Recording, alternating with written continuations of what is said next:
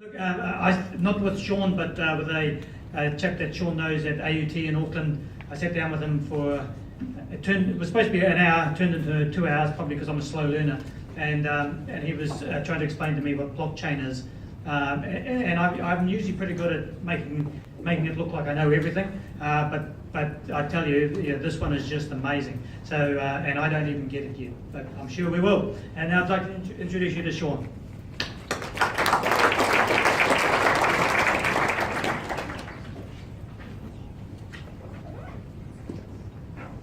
Thank you very much, Scott. From TechCrunch, Polkadot teams with Intel providing healthcare blockchain solutions. From PwC, Estonia prescribing blockchain for healthcare data security.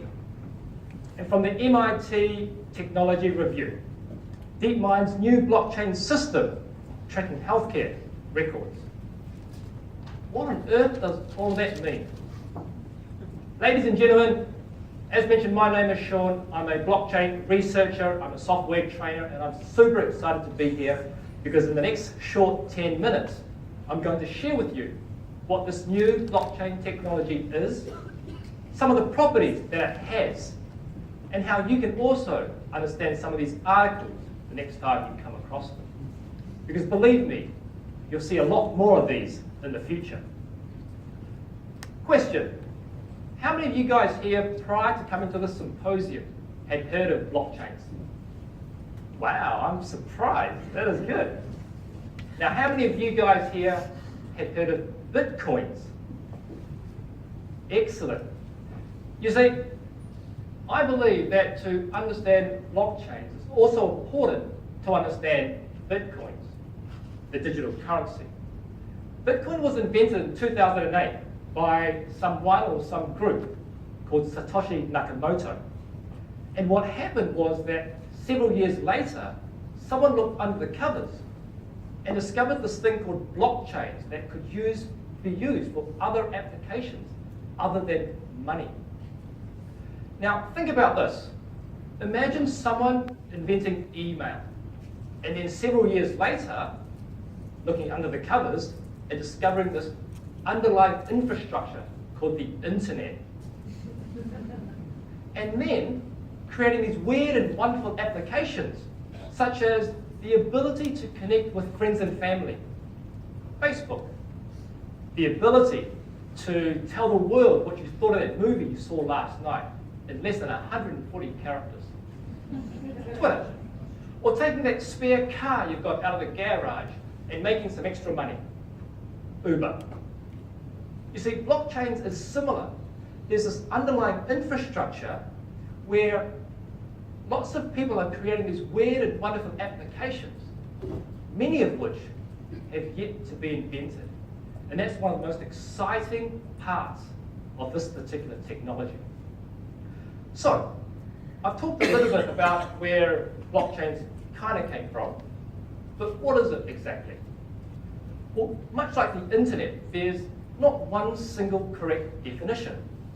So try this. It's a decentralized network that can achieve consensus without the need for any third-party controlling authority. Okay? How about this? It's a distributed system for recording and storing transactions. How about a digital ledger designed to track any type of transaction in a secure and transparent fashion? Now, you might be thinking, once again, what on earth does all of that mean? I might as well be speaking Chinese. Well, I wish I could, but that's another story. How about this? It's a large global database where information is stored all over the world. It just doesn't sound as cool, right?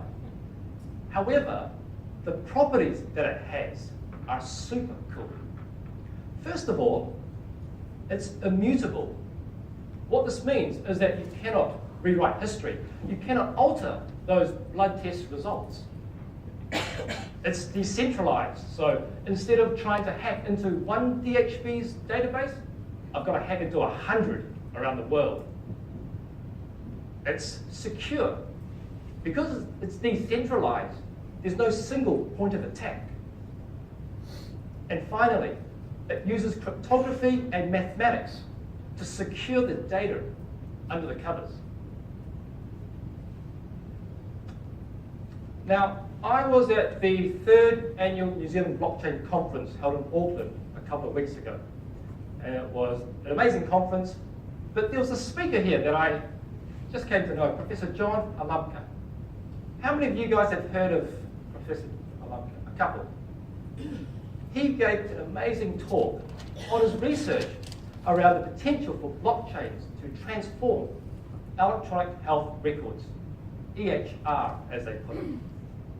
So what he talked about was, it's actually quite a manual process to try and reconcile medical data across the likes of the clinics, the hospitals, the laboratories, the pharmacies, even the health insurance companies. So he came up with a novel solution to record all of this in a distributed record management system, utilizing, of course, the blockchain. There's a link here to this particular article, which I highly recommend reading, and I'm sure it'll be made available to you. And he was beamed through by Skype. And that's because he's actually due in the country in a couple of weeks. He's an independent board director of Orion Health, and I'm sure you'll be hearing a lot of wonderful topics from him, so keep an eye out for his topic and talks. Okay, so now with a bit of this information, let's go back to some of these articles to see if we can understand them in a bit more. From TechCrunch, Polkadot teams with Intel to provide healthcare solution on the blockchain. What these guys are doing is around identity management. What this means is they want to be able to verify that the third parties involved are actually who they say they are. From PwC, talking about Estonia. Now, Estonia is a pretty amazing country. Not only can you be an e-resident, their entire stock exchange is on the blockchain. And there was a lady talking about this in Auckland, and she actually came down and talked to the people from the New Zealand Stock Exchange as well. What these guys are talking about are bringing together the doctors, the surgeons, the pharmacies, etc., all the medical professions, so that there's a single view of patient data.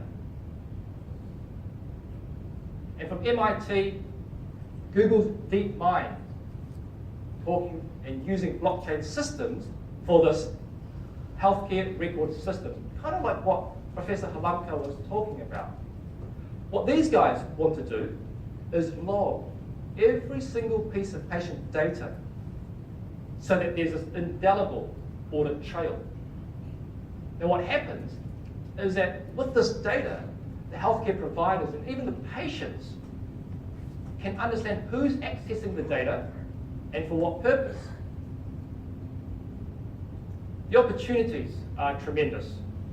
The opportunities to create this ubiquitous, secure network infrastructure, to verify identity, and also to authenticate all the participants involved. And also to present this consistent representation of patient information. So in summary, a blockchain is a global, distributed, secure, immutable database where lots of weird and wonderful applications, many of which have yet to be invented, can be built. And the key part is in this new decentralized paradigm. Now, ladies and gentlemen, this is just a brief introduction into what blockchain technology is. I haven't touched on the likes of consensus algorithms, such as proof of work, proof of stake, who you may have heard of, and one that I thought of just now, proof of health. That's an interesting one. I haven't talked about the difference between a public blockchain and a private blockchain. I haven't talked about tokens, cryptocurrencies. It could be a health token linked to the insurance as well. It's a big area, and I may be an evangelist, but I'm not an extreme evangelist. I don't think blockchain is going to solve world hunger. But I do believe that this technology is big enough and it's important enough that for all of us here in the room to not turn a blind eye and keep one ear to the ground. Thank you.